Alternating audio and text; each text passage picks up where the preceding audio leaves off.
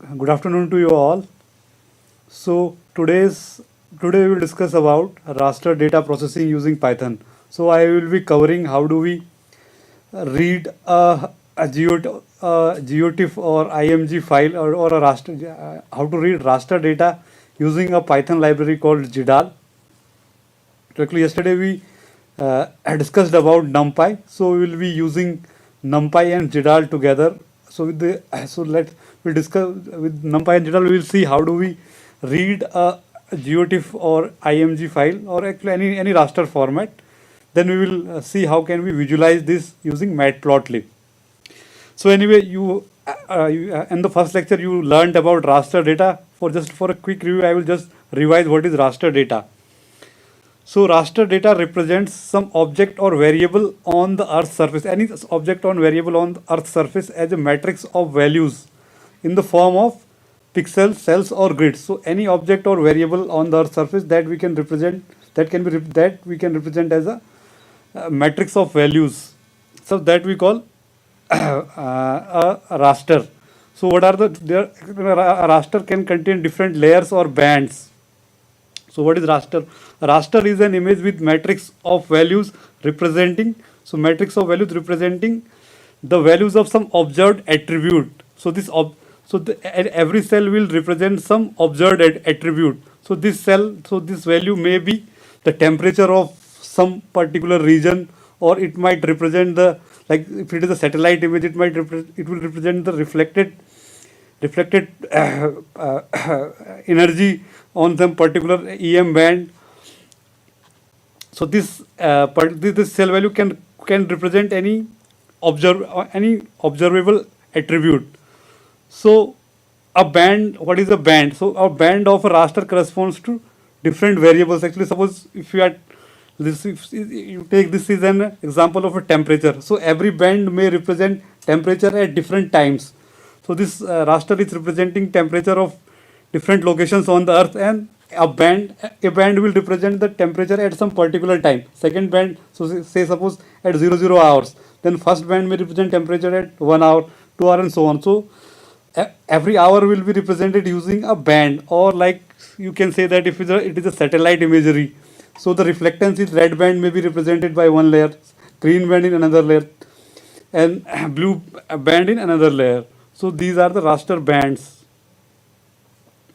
So if we closely look at a raster or a single raster band image, so if you look closely, it will look like the small grids. So and internally it will be represented as numbers. So these numbers make an image.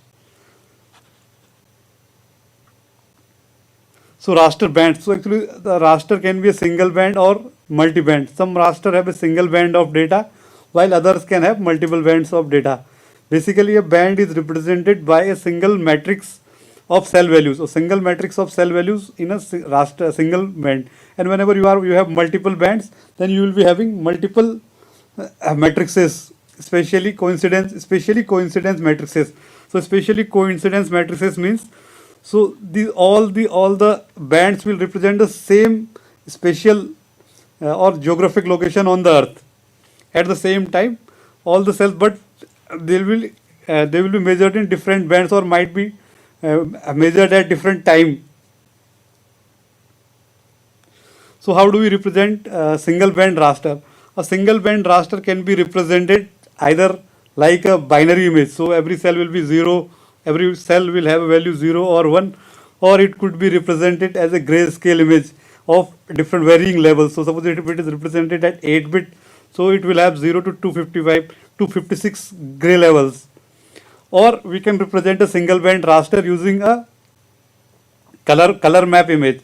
So you can say that all the one will be represented using a yellow, like here you can see that all the one values which are one will be represented with a yellow color. All values with 2 will be represented with a different color. So even a single band raster we can represent with the help of, we can convert it to a colored image using the color map. So like all ones will be represented with yellow color, all twos will be represented with some blue color, threes will be red color, and so on. So with this, a single band raster used with the help of color map we can display it as a colored image as well.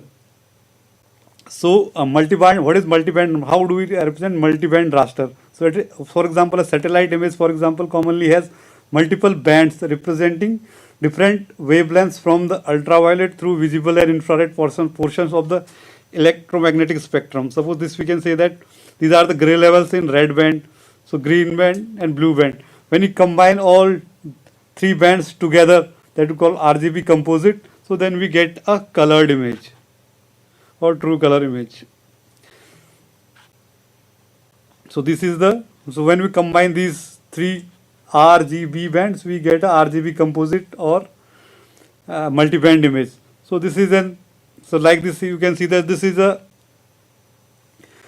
an image of Haridwar area taken by the list 3 sensor of resource set 2 satellite of ISRO.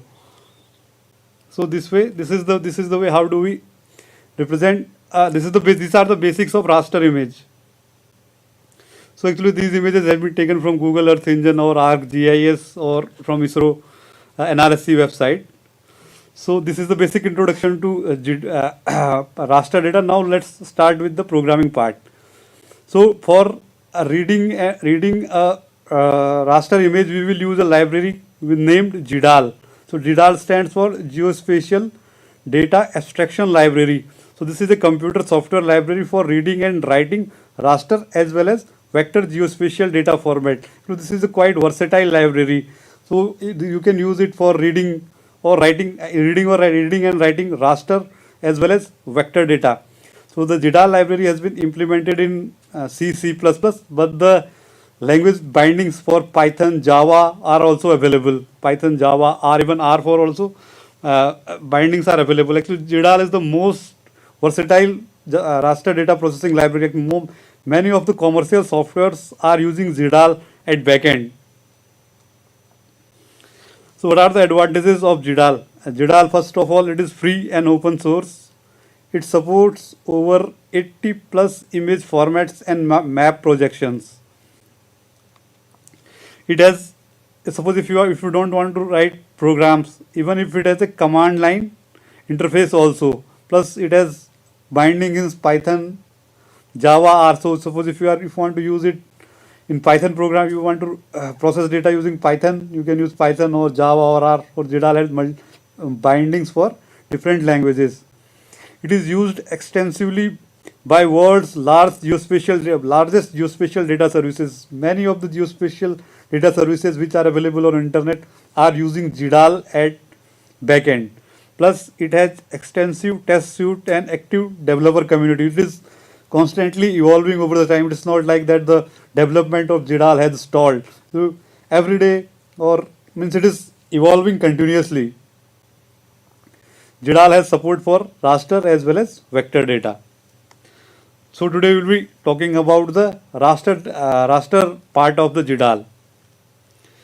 So how a raster data is represented. So this is a GDAL raster model. So how a raster data is represented in GDAL.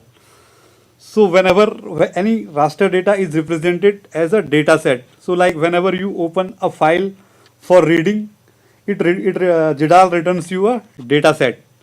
So what is data set? So data set will contain, suppose if your image is one band or multi-band, single band or multi-band, so a data set will contain one or more number of bands, plus the geo-transform information and projection information associated with that image.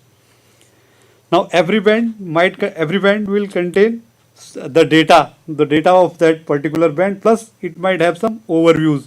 So this I will explain the overviews. Plus other band may contain overview or might not contain overview.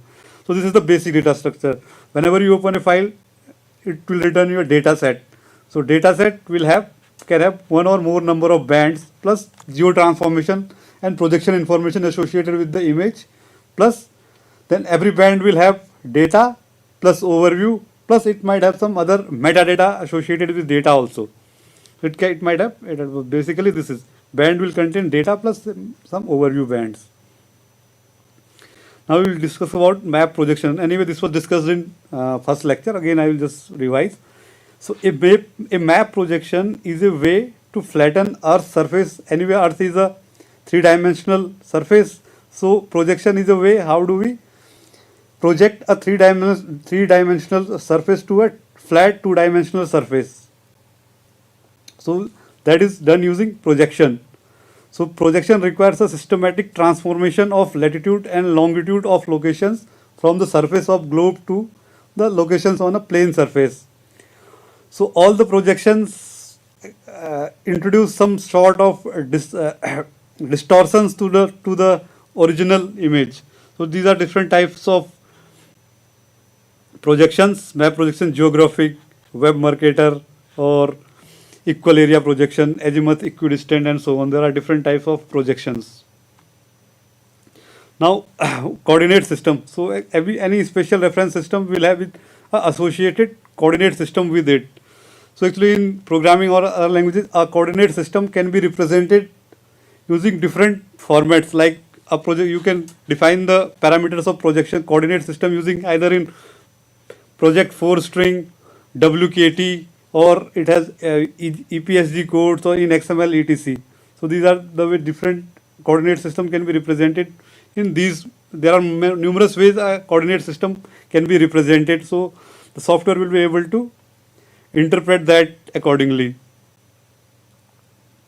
So this is the basic of projection. Now let us see that how the coordinates of image are interpreted. So this is how how an image will be represented in memories. Now suppose if you want to know the offset of any particular pixel on your image. So image is referred generally using any pixel is referred using. So in memory, so we will any pixels offset we will be refer using pixel number and line number. Suppose if you are referring to this pixel, so we will this pixel, so we will say that line number 0 and pixel number 1, 2, 3, 4. So these are these y coordinates we will call lines, and in x we will call pixels.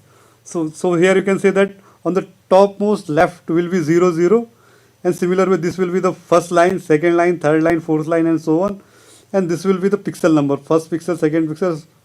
So any pixel can be referred using its line number and pixel number. So any pixel, suppose if you want to know at which location it is available, so you have to, if you want to tell the address or offset of that printer pixel, so that will be referred using line number and pixel number. So one is the second line, third line, fourth pixel, and so on. Now, suppose when you have an image, and now you want to project it on a map. So you want to know which area on the earth this image is taken from. So no, which area of this this image is of which area. So like suppose if you want to project the image on a map, so then you need all the actual coordinates of the image. So like this pixel represents which coordinate on the earth. What is the latitude and longitude of this particular pixel on the earth? So for that, with every image, a geotransformation information is stored with every image. So with the help of the geotransformation and projection information, the image we can project it on the map. So we will see that. So for that, with every image, the following information is stored. So that we call, as with the help of this geotransformation, we can convert the pixel offsets like from line number and pixel numbers to its real coordinate in the form of latitude or longitude. So with every image, the following information is stored, like origin x coordinate. So this 0, 0 represents which latitude and longitude. So first information is this 0, 0 origin x coordinate represents which latitude and longitude on the earth, plus pixel width in x direction. Similar way, pixel width in y direction, or the rotation. So actually these 6 parameters are stored. So first parameter is origin of the x coordinate. Then first parameter is pixel width. Second parameter is pixel rotation. Suppose if it north is directly up in your image, so it will be a 0. Then third parameter is origin y coordinate. Then fourth parameter is y pixel rotation, and fifth is pixel height. So actually in y direction it will be negative, while it will be represented negative y, because x will be incrementing here, and y, because our origin of the coordinate is at the top, so our y will be decreasing and x will be increasing from here, because generally in our notebook system we take this as 0, 0. So x increases here and y increases to in this direction, but our origin is here, so x increases here and y will be decreasing. So these 6 parameters are called affine transformation. So with the help of this affine transformation information, we can calculate the real world coordinate of any pixel. If we know the pixel offset, like line number and pixel number of that pixel, and we have this affine transformation information available, so with that we can calculate the actual latitude and longitude of any pixel.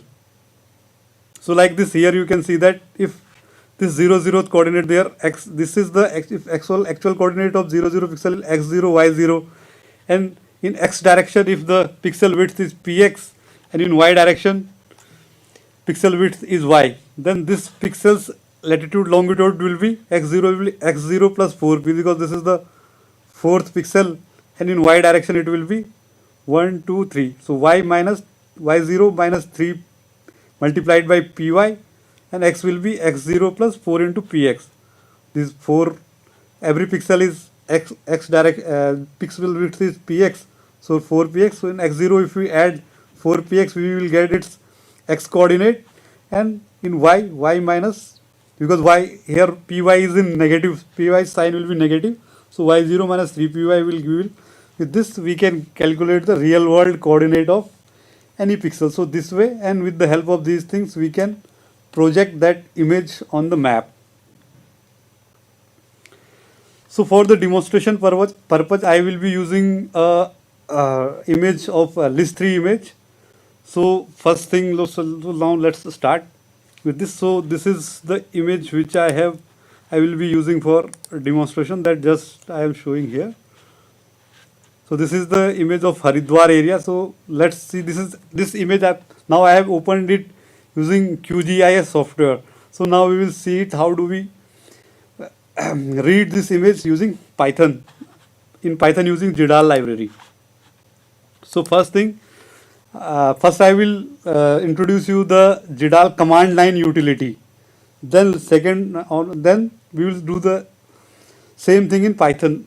So for this, first I am importing the OS module, and I am changing my directory to the directory where my image is stored. Otherwise I need to either, because whenever I open a file for reading or writing, it just searches the file in the current working directory.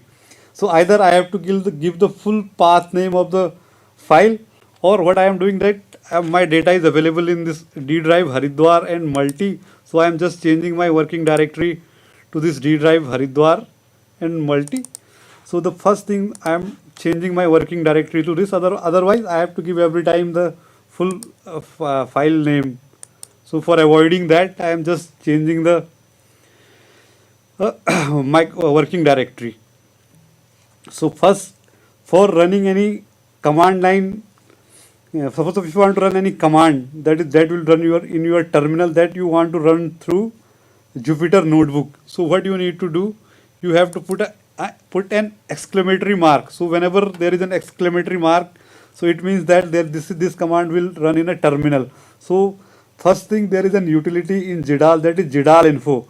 With GDAL info, you can get the basic information about your raster image. So let us see. So I am running GDAL info command. So exclamatory marks in this command will be running in terminal.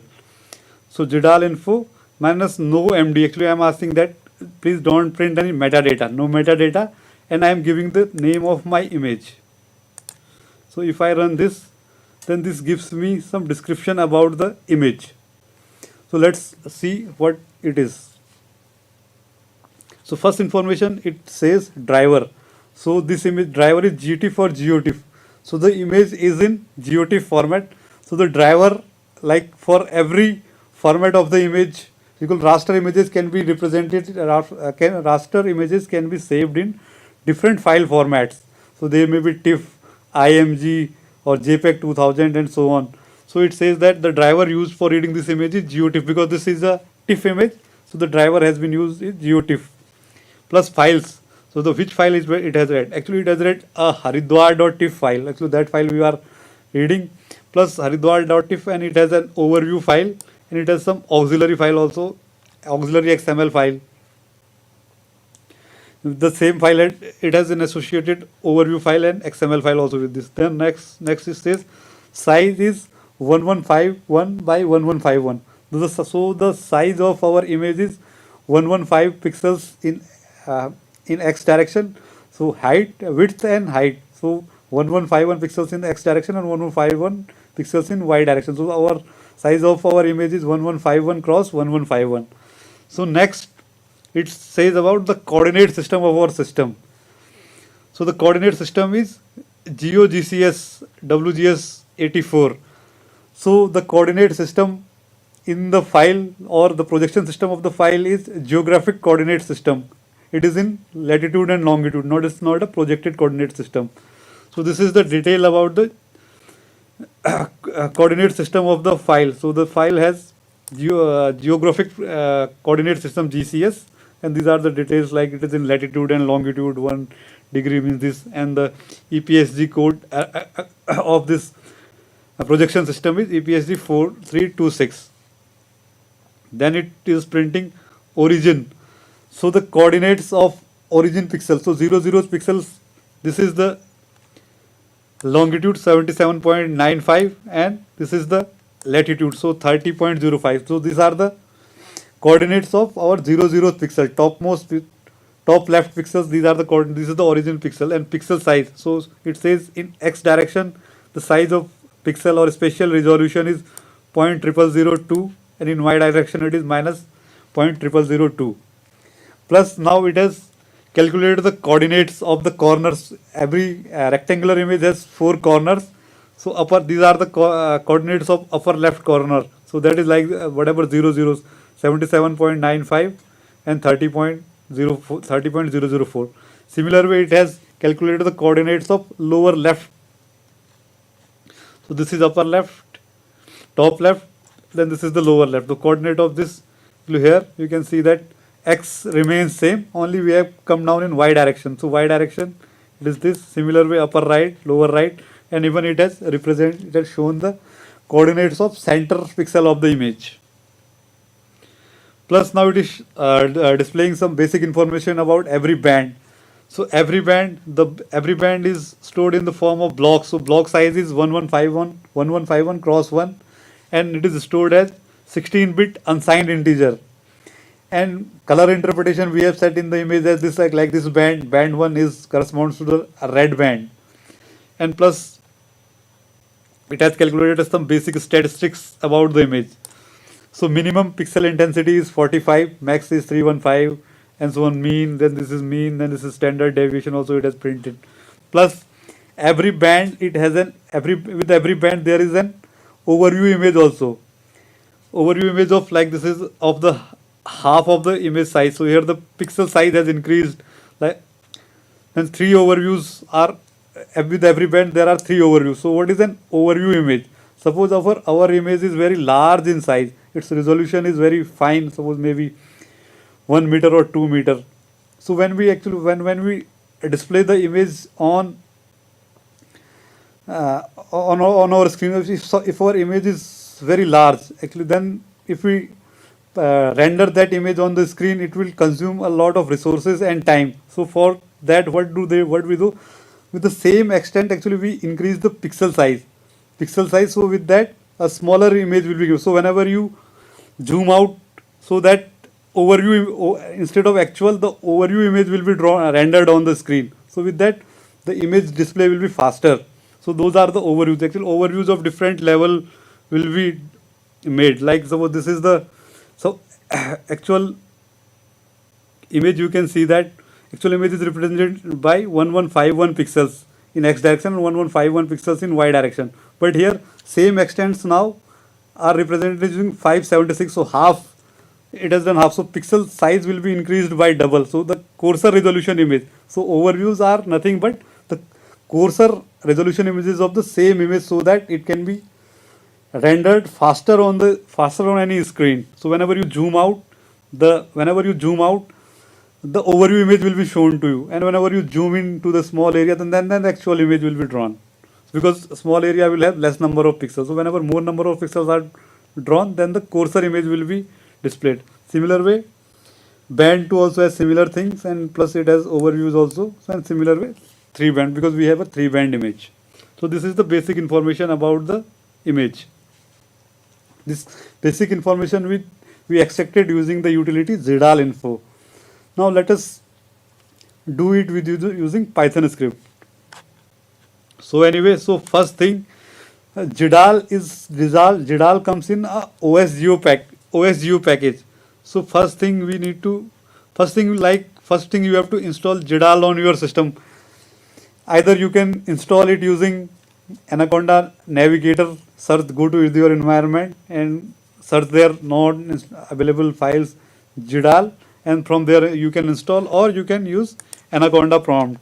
So Anaconda prompt, you can just go activate your environment, and first you have to do conda install GDAL, or actually GDAL may be available from multiple channels on the Anaconda. So you can, if you don't find, like, then you can go to the internet and there you can search for Anaconda GDAL. So you get the package.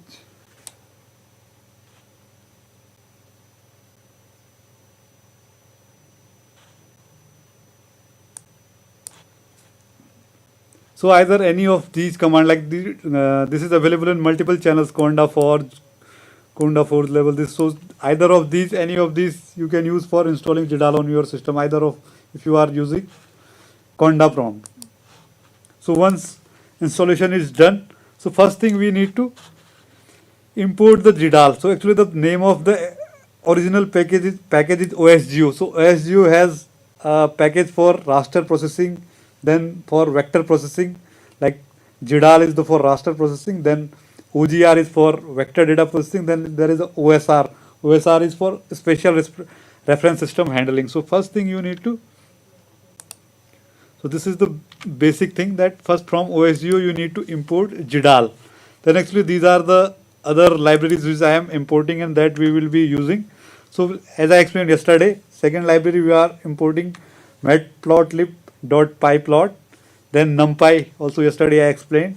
Then this is parslib, actually it may not be required. OS also already we have done. Then suppose if OSR is required, OSR also you can import. Then there is a math library. So first we need to concentrate just on the GDAL and matplotlib. Matplotlib we will be using for visualization. So then other associated libraries. Then actually I am just giving my base directory. I am changing my current directory to the directory where my data is available, so that later on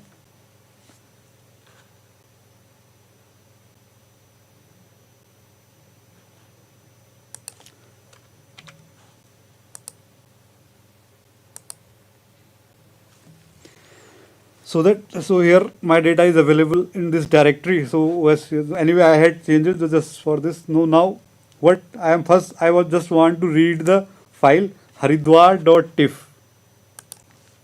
So I am creating a variable file name equal to haridwar.tif. Haridwar.tif is the image which I want to open using GDAL. So I just created a file name variable. So next what I have to do, I have to call a function from the GDAL module, GDAL.open. So as I explained to you yesterday, so if you want to know which all functions are available in some particular module, so GDAL.o if you dip and tab if you write, it will display all the functions available. GDAL.open. So first thing you need to call the function GDAL.open. Then the open function takes an argument, that is file name. So GDAL.open. So either you can directly type here haridwar.tif, or anyway I have created a variable first using file name, and with this you open a GDAL file. Now suppose if GDAL.open, if GDAL succeeds, actually then you can, if you print ds, if Jidal has opened it successfully. Actually, the code I will be showing here is not may not be suitable for the production environment, because I have made it as easy as possible for demonstration purpose only. So this may not be the most the code I will be shown here may not be the most efficient way to do this. There may be more easier and efficient ways to do this, but just for I am using the code just for demonstration purpose. So this may not be suitable for production environment, or there may not be any, because of when you are writing a code for some production or automation, then actually you have to introduce multiple error checking and so on. So in my code there may not be any error checking and so on, because I have made it just for simple demonstration. So suppose if you have opened a file and suppose if there is an error, so first you need to check whether Jidal.open has returned successfully or not, but that I am not checking here. So first thing, if it has done, then if you just print ds, so it is printing that. So as I explained, once you open a file, it has returned a data set. So ds is a type of a data set. So it means it is able to open the file successfully. So actually Jidal has one thing, like if there is some exception, it will silently discard the exception. So suppose if you want to, in Python, suppose if you want to raise the exception, then you have to enable the exceptions in Jidal. Otherwise, it will not complain anything. It will not throw any error. So first thing, you need to check that whether Jidal has opened your file correctly or not. Anyway, now we can see that Jidal has opened it properly. If there is an error, it will return none. Suppose instead of Haridwar, if I type here haridwar.tif, then it will return me none. Now if I run, now you can see that there is no file name with haridwar.tif. So but Jidal has not complained anything. So if you want to enable the exception handling in Jidal, so first by default the exceptional handling in Jidal in Python is disabled. So suppose if you want Jidal to complain, to tell you whether some exception has occurred, so for that you need to enable exception in Jidal. So by default it will be disabled. So it has not completed. So first thing you need to check, suppose if you, even if you are not enabling then exception handling, so the first you need to check if ds is none or not. If ds is none, it means it was not able to open the file successfully. Otherwise the file is opened successfully. So now I will go back.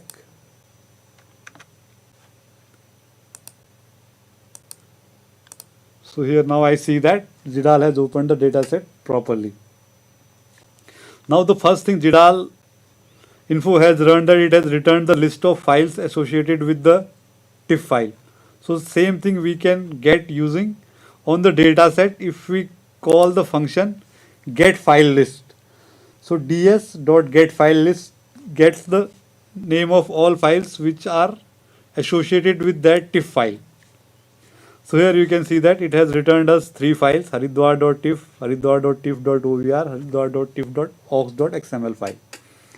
Now you want to extract what is the width of our image.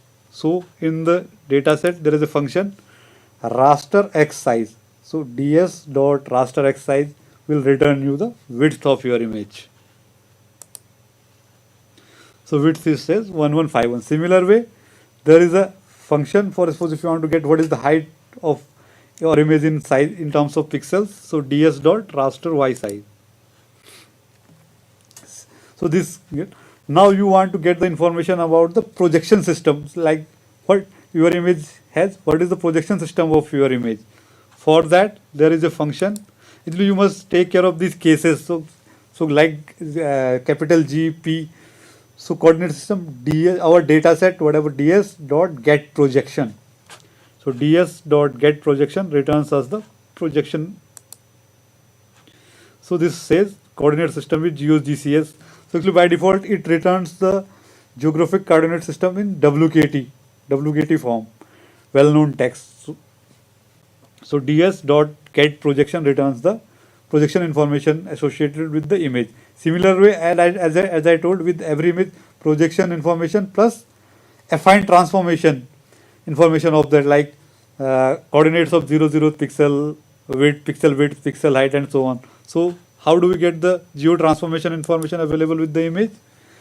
ds dot get geotransform. Get projection returns the projection, and get geotransform returns the affine transformation of the image. So here it has returned the affine transformation. As I explained, first parameter in the affine transformation is the longitude of the x coordinate of the origin. 0 x coordinate. What is the x coordinate? 0 pixel represents which longitude on the earth. Then spatial resolution, pixel width, pixel width. So x direction, pixel width in x direction. Then the rotation. Rotation means if north is directly up in our image, then it will be 0.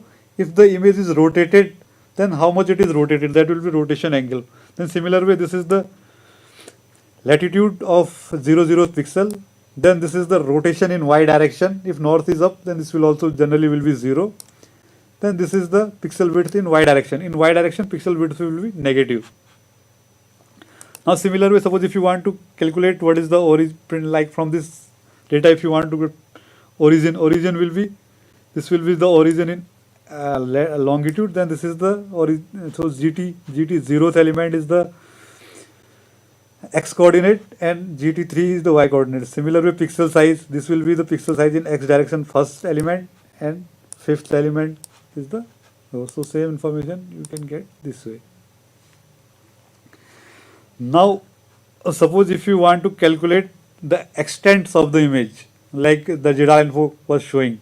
So for that, so what we can do, like as I explained, suppose you already know the origin, original latitude and longitude of the original pixel, whatever 0th pixel, and you know the pixel width in x direction and y direction. With using this formula, you can, using the formula shown here, you can calculate the real world coordinates of any pixel, or there is a function directly available. Either you can multiply yourself, or there is a function available in JIDAL, JIDAL.apply geotransform.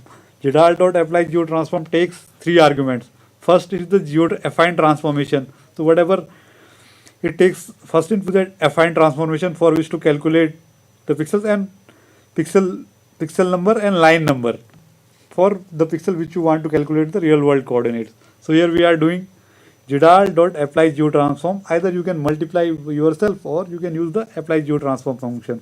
So suppose if you want to calculate the real world coordinates of upper left coordinates, pixel number and line number will be 0, 0. Similar way, upper right corner's pixel number will be raster size in x direction. So because the last pixel, and the line number, because this is 0th line number will be 0. Similar way, suppose you want to calculate it for the lower left corner. The lower left corner pixel number, lower left come down, lower left pixel number is 0. Line number is raster pixel, this is pixel height. So raster y size. Similar way, you can calculate for other corners and the center coordinate. So this way, you can calculate the coordinates of any numbers using JIDAL, apply geotransform, or you can just calculate yourself. Then actually every image will have, the publisher of the data will give you some metadata, some data about the image. So they will store the data about them, like when the image was acquired, and like who has acquired the image, which sensor, what are the different bands, those information with image, that metadata also will be stored. That is the data about original data. So suppose if it is there, then how do we access that data? So in the dataset, there is a function available, get metadata. So if you call dataset.get metadata, it will return you a dictionary of the metadata. So here you can say that it has returned some metadata, like metadata access constraints, like this can be accessed using registered users, whether this is area or point, it is area, city, Hyderabad, like this is the details of the publisher, contact email ID, GD, NDAC, nrc.gov.in, for fax number, country India, like data identification, this is received from linear imaging and self-scanning sensor, and so on. So like when the data was acquired. So now just, so here we saw that D with ds dot get metadata function, we can get the metadata about, but this printing is not in nice readable way. So for suppose if you want to get it in nice readable way, there is a function pprint module that is called pretty printing. So with pretty print module, you can print the data in more readable way. So this way you can get, now you can see that the data is more readable. So here you can say that area or point area, access constraint, registered user, and other details are there. File format, geotiff, date of pass 21 February. So this data was acquired on 21st February 2018. These are the corners of the coordinate, name of the data set. It means that these are the coordinates of the corner of the pixel, top left corner of the pixel. So similar way, suppose if you want to get the image structure, how the image is structured internally. So it says that it is pixel wise interleaved. So first pixel from the first band, second pixel from the first pixel from the second band, first pixel from the third band, then second pixel from the first band. So it is pixel wise interleaved. Now suppose if you want to get the how many bands are available in your image. So for that you can call ds.raster count. So raster count will return you number of bands available in your image.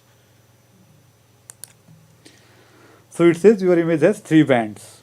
Now as you know, as our image has 3 bands. Now what we are doing here, we are creating a for loop.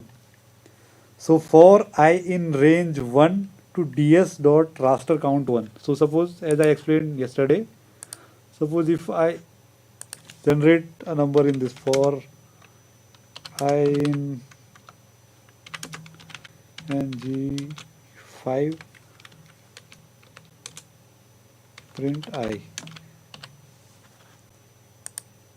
So it prints number from 0 to 4.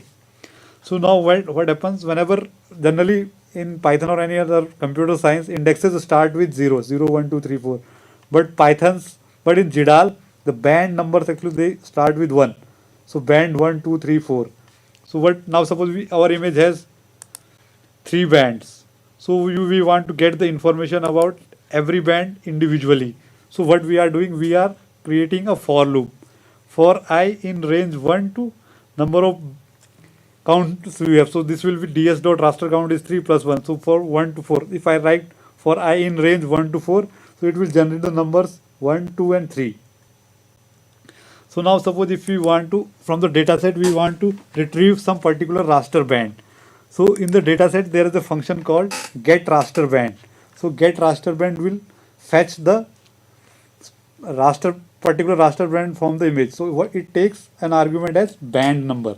So suppose if you want to extract from our multi-band raster band number 1, then we need to call ds.getRasterBand and pass it the argument band number, which band we want to extract. So when the loop will start executing, initially i's value will be 1. So it will fetch the first band from the raster, get raster band 1. Now once the band is available, now suppose if you want to get color interpretation, like in image, what is the interpretation of this particular band. So for that, if you want to get, now it will return a band variable. So band dot get color interpretation returns the color interpretation associated with that band. So this band interpretation, this will be an integer. Now suppose from this, if you want to get in textual representation of this integer, so that there is a get color interpretation name will convert that number to string. So this will, like it may be 0, 1, 2, 3, it will return red, green or blue. Similarly, suppose if you want to get the block size of the image, you can call ds.get block size. So this way, then you want to know how many overviews are stored with that particular band. So in band.get overview count returns the number of overviews.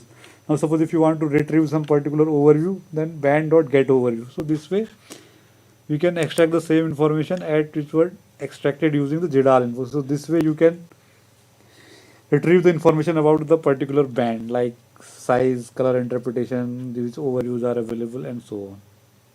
So this way, whatever information was extracted by GDAL info, same information you can extract using Python script. So this was the basic. So what is the basic? First you need to, another I will revise completely.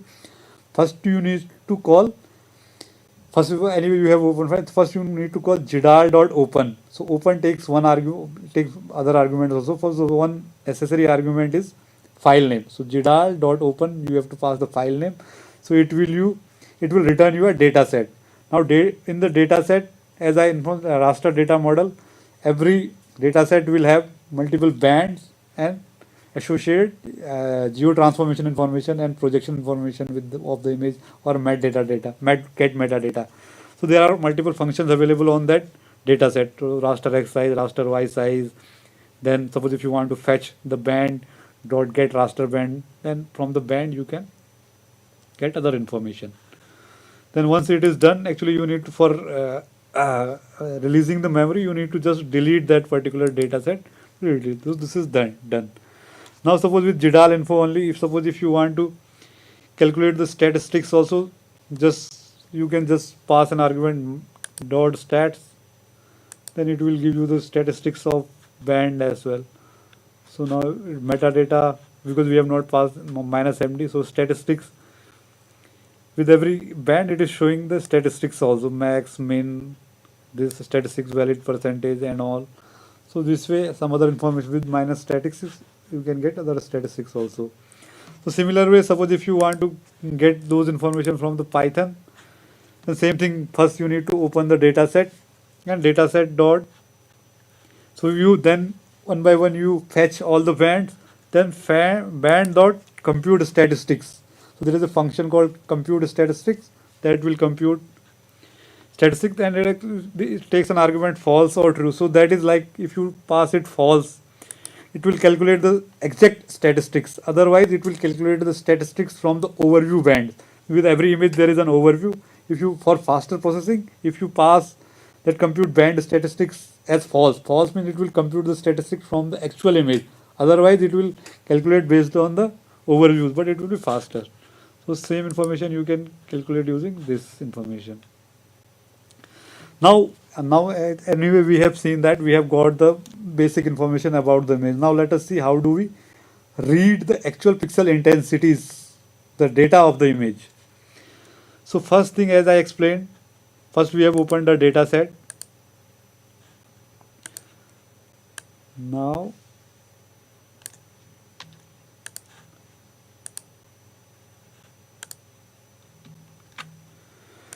so once the data set is done, once we retrieve the data set, now you see here we have a data set.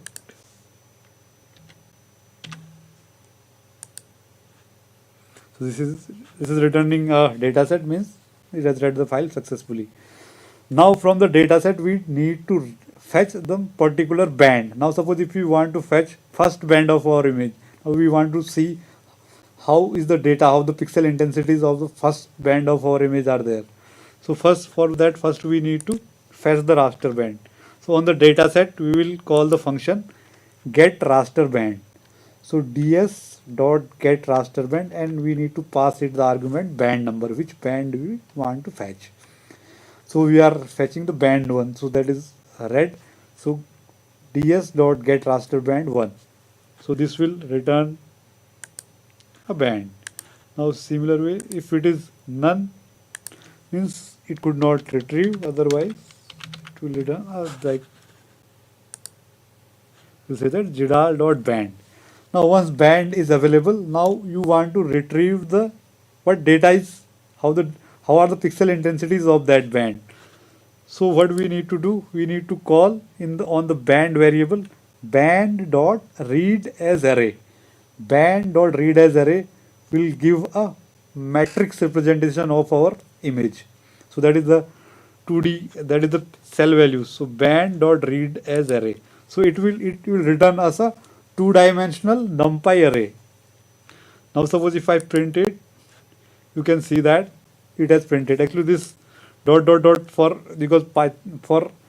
optimized printing, otherwise it will be very big. So it will just print few rows and columns only from the image. Otherwise, if you want to see all rows and columns in your image, then you have to set the numpy properties. So this way we can retrieve the data. So now you can see that our actual image are these numbers. As I explained, a raster is represented using a matrix of values. So this is the matrix of values. So this you can see that our red band, these are the pixel intensities. So 00 pixel has the in red band, 00 pixel has 146 intensity, 133, 134 and so on, and last pixel has 123 and so on. And D type is U in 16. So this is a 16-bit unsigned integer. Now let us see how to, now let us visualize this using matplotlib. Yesterday I explained you there are two ways. So anyway, first we have, so either you can first explicitly create figures, or then on those figure and axis, then on the axis we can call I am show function. So now we are using the second approach. Directly on the pyplot function we are calling plt.imshow. So yesterday I explained that IMShow function is used for plotting the image, two-dimensional or image or two-dimensional matrix. So I am calling plt.imshow. I am passing it an argument as the data what we retrieved from our image, and I am passing the color map as gray. So if you see it, this image looks like this. Now suppose if you want to create bigger, then you can first create a plt.figure, then figure size in width and height in inches you can specify 10 by 10. Suppose if you specify, then it will look. So this you can say that we have read an image and displayed is using matplotlib. So similarly you can retrieve other bands, like suppose instead of band 1, now you want to see the band 2 image, you can call band 2.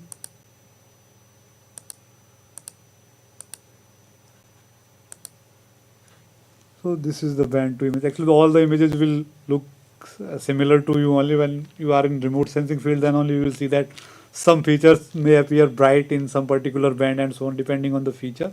But anyway, this is similar to. So similarly, now suppose if you want to see all the bands together. So again here what we are doing, we are just looping over all the bands, all the 3 bands from 1 to all the bands one by one. We are looping 3 times, get raster band first, then we are creating subplots and plt.imshow. So this way you can visualize all 3 bands also together. So first is red band, so you can make out the differences. Some features may be, see these features are quite visible in the red band, but these are not visible in green and blue. Actually this is NIR band, this is red and this is green. So this way we can read the image and visualize the image.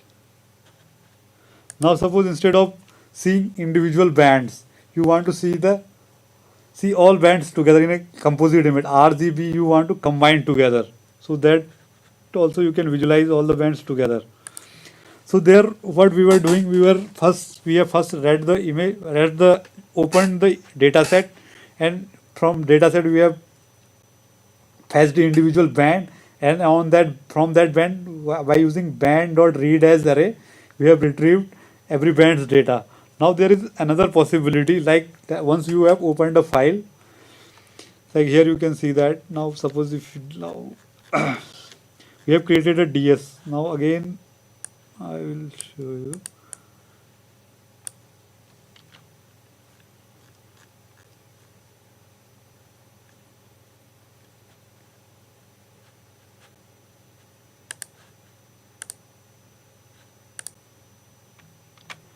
So again we will just open the file ds. Now what we were doing previously, we were opening the data set, then fetching bands one by one, and then from that band we were retrieving the data. So there is one other possibility. Now suppose you are just interested in seeing the data only, you are not interested in getting the band information and other things. Directly what we can do, first you have to open the file, jidal.open, and open the file. Then on the data set itself, without retrieving the bands, you just call ds.read as array. So it directly will return you a 3-dimensional, or if suppose your image has four bands, three-dimensional array. So it will directly return you 3-dimensional image directly. So all 3 bands together. So now if you see, it has shown that 11511, this is a 3-dimensional array. So 1151 three matrices of 1151 size, 1151 by 1151 size.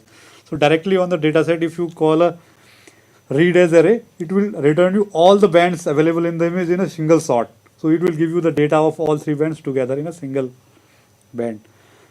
So actually when you plot an image with matplotlib, the shape required in the image is 115. It's like channel numbers must come in last. So we are just reshaping the data using np.stack function for visualization using matplotlib.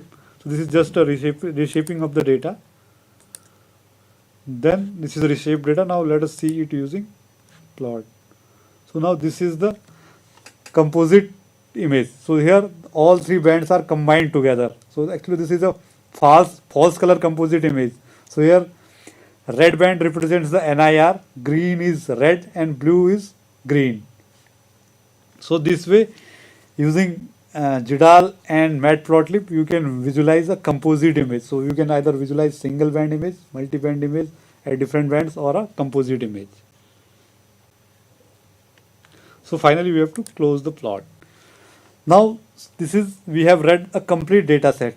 Now we will see that how can we read a partial data set? Like,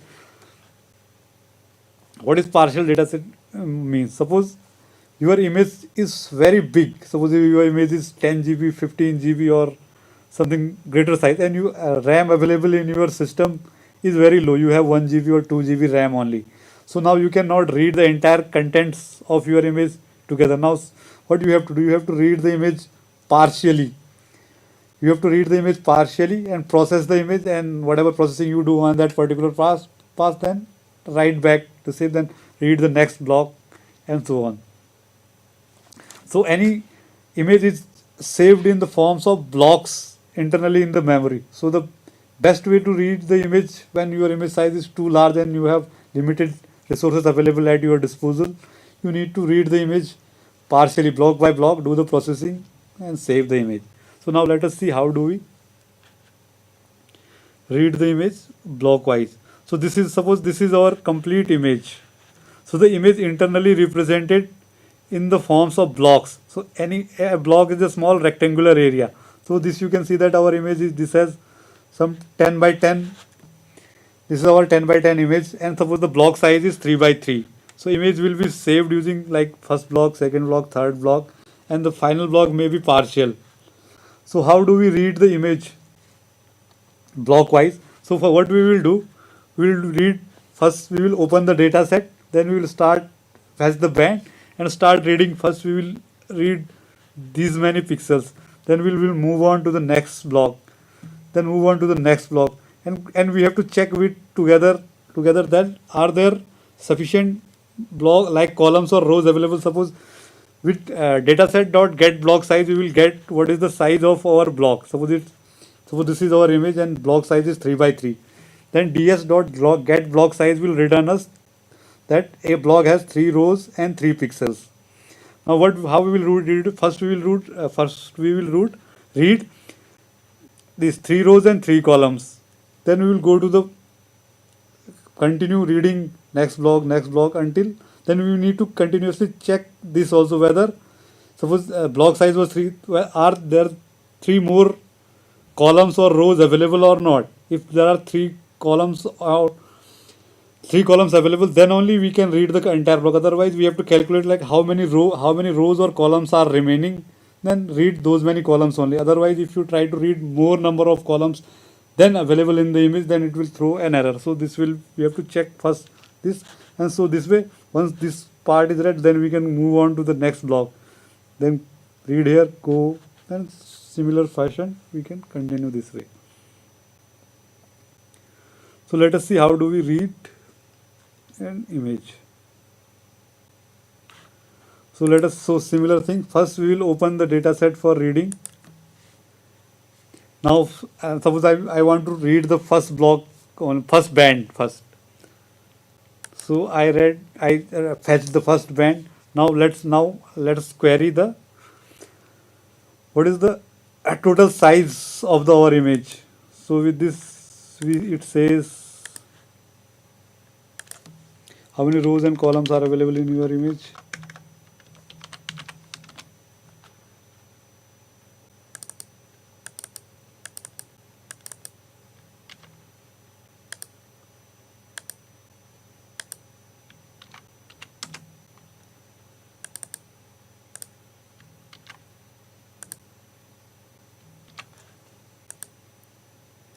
Now suppose if you want to, this is the our image is 1151 rows and 1151 columns. Now we want to get the block size. What is the block size of our image? So if I print it, if I call band dot get block size, it returns, it says that 1151 by 1. So our image has 11115 rows and one column. So our row have 115 rows and one column. So our image is internally saved as one column. So 115 rows and one column. So once we get this information, what we are doing, we are looping here. So similar thing what I explained here. For x in range 0 to x size. So 0 to the, we are going from 0 to till the end of our width of our image, and we are incrementing it by the block size of x. On the first loop, it will go first on the first, when we are incrementing it by size of x. Then similar way, and inside another loop, that then we will go by column wise. So that thing so actually there is a this thing I missed here. So when we are calling this,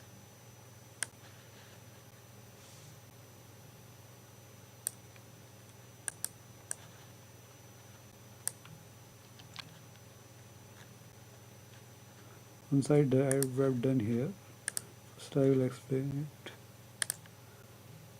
So in the band, suppose if you want to, instead of reading, suppose if you just call band dot read as array, so read as array will read the entire image. Plus actually we can pass some key value arguments to our read as array function. So there are multiple, like suppose if I say here,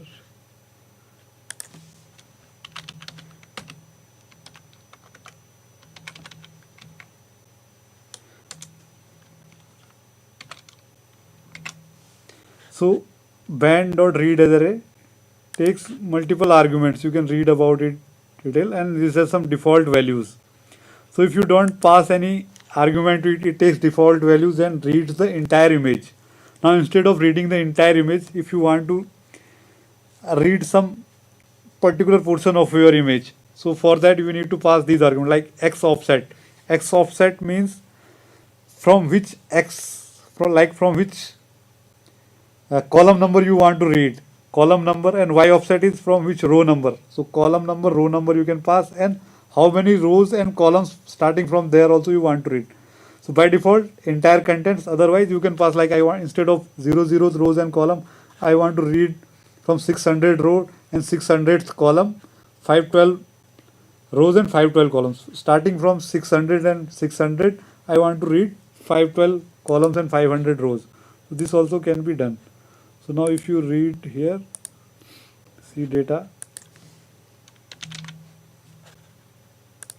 it will be 512 by 512. Data dot shape, if I give, it returns 512 by 512. So similar thing we are doing here. What we are doing, first we have calculated what is the size, or what is the width and total height of our image, then what is our block size. Then similar fashion we will keep on moving this way. So this we are doing inside this loop. So this way we can read the image partially. So using loop. So once we will loop through all the columns, then go row wise, or either way you can select depending on your convenience. Either you can read all the columns first, column wise vertically or horizontally, then move up. So this is your choice.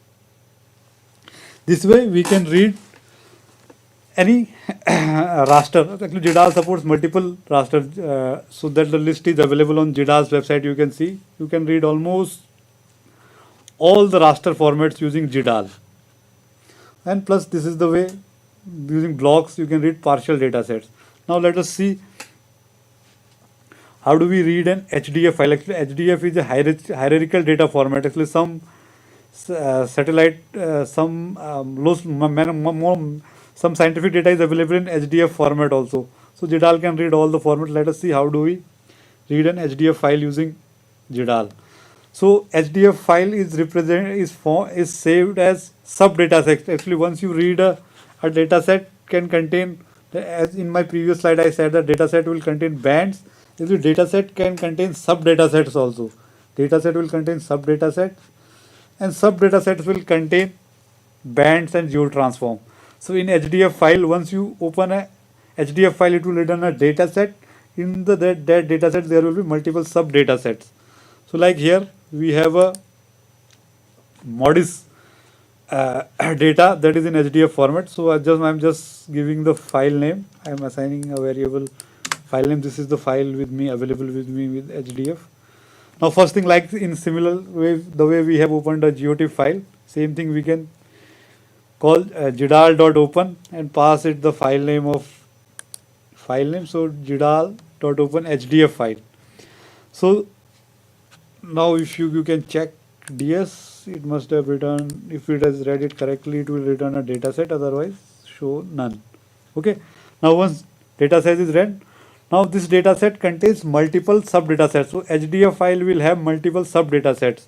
So instead of now fetching the bands, first you need to get the sub data sets. So how do we get the sub data sets? On the data set we need to call the function get sub data sets. So SDS dot get sub data sets, if you return, it will return some data sets. So if you print SDS, so it returns this. So first thing is the sub data set, and second is the description of that sub data set. So like here you can see that this is modis EOS grid. This is something like, and parameter is 12 by 20 LST day 1 kilometer. So first sub data set is LST day 1 kilometer. Second data set is this modis grid daily 1 8-bit unsigned integer, and so on. So like this you have seen that there are multiple sub data sets. Then you can open any particular sub data set using, again you have to call jidal.open and pass the name of that particular sub data set. Then you can get the band data from that. So you can see that this is the description. Similarly, now because it has returned a list, now we can loop over that sub data set list. So sub data set has sub data set and description of that sub data set. Suppose if you want to just print the sub data set, so we can loop over this SDS. So we can see that. So first sub data set is 1 kilometer modis daily LST. Then this is QC, data view time, data view angle. Then these many sub data sets are available inside our data set. Now suppose if you want to see what SDS0 is. So SDS0 is LST day 1 kilometer. Now suppose if you want to retrieve what is the data in this sub data set. So first what you need to do, you need to again pass the argument, you have to open this sub data set. So sub data SDS here, it is a list of elements. So list of elements, and every element is a tuple. So first is sub data set, second is the description of that sub data set. So again you need to call the jidal.open. So jidal.open and SDS00. Suppose if you want to open 0 sub data set, you need to pass the argument, pass the name of that argument. So the name of that sub data set is in variable SDS.0.0. So now if you call dot open, now suppose if you want to get, now this is same thing. Like now it has returned data. This is again a data set. Now if you want to get the projection information, get projection unnamed GeoGCS and so on. Suppose now let us see, you want to see the LST data. So you can call, then again on the data set you can call, this is like band. So data.read as array will return you the data. If you want to visualize it, you can visualize that this is the data. So like the same function plt.imshow, we have called the function. And suppose if you want to see the metadata, same thing, like pprint we have used, then data.getMetadata function will return you the metadata of your image. And ultimately you have to clean and close the data set. Similar way, suppose if you want to read some netcdf file. So netcdf file also will have sub data sets. So netcdf file also you have to open similar way. So the data here I will be using, this is the data downloaded from Meteorological and Oceanographic Satellite Data Archival Center of Space Application Center, ISRO, Ahmedabad. So in the MOSDEC data, they will give the experimental different weather parameters for, they will give the prediction for next 72 hours forecast using mesoscale WRF model. So suppose if you, the data available there is cloud range, clear sky, cloud range, cloud information, they will give humidity, rain, temperature, wind direction, and all. So many parameters are there. So here I have a file downloaded from MOSDEC. The name of the file anyway, this is SACWRF 5km.nc. So similar, the way we have opened it, the HDF file similar, or any GOT file, same thing, jidal.open, and give the name of that file. Now suppose if you want to print the metadata of the image, you can call ds.getMetadata function on that data set. Then as I explained that NC file also will have sub data sets. So first we need to get the sub data sets. So we will call on the sub SDS ds.get sub data sets function. So it will return sub data sets. Now suppose if you want to print the description, like what are these, so it says these has these many sub data sets. T2 represents temperature, PSFC, rain, NC, cloud fraction, then relative humidity, wind speed, wind direction. So these many parameters are available, 900 by 900 and 25 by 1. So 25 such images are available. Now suppose if you want to open the temperature. So temperature is SDS00. So we have to pass jidal.open, and from this SDS00 if you open, so temperature data set will be open. So suppose if you want to retrieve the metadata about that temperature data set, if you can see that this returns the data set like this, and it says that time accuracy, calendar standard name, time units in this, degrees east, and long name. This temperature is at 2 kilometers. Then it must have some unit level is temperature at Kelvin. This is temperature is available in Kelvin. Now suppose if you want to read the data, then you have to call the function read as array. And suppose this temperature is in Kelvin, if you want to convert it to the degree centigrade, you have to subtract 273 from this. So you can retrieve the temperature, and this temperature is float 32. Now suppose if you want to print it, you can use the temperature this way. So this way you can retrieve any other data set and display it using matplotlib. So similar way you can retrieve this is the temperature for 00th hour. So next hour's prediction, if you want to see, similar way, like suppose if you want to retrieve all the temperatures. Now here we are looping over all the data sets. So similar way, now you can see that this way you can plot every 3 hours plot. This is the prediction for every next 3 hours. So this way we can retrieve all the data from this. And similar way you can retrieve other parameters, like if you want to see the wind profile, the distribution of wind, you can retrieve the wind data and analyze it over the time and so on. So this way we can read and visualize a raster data using JIDAL and matplotlib. That's all. Thank you very much for today.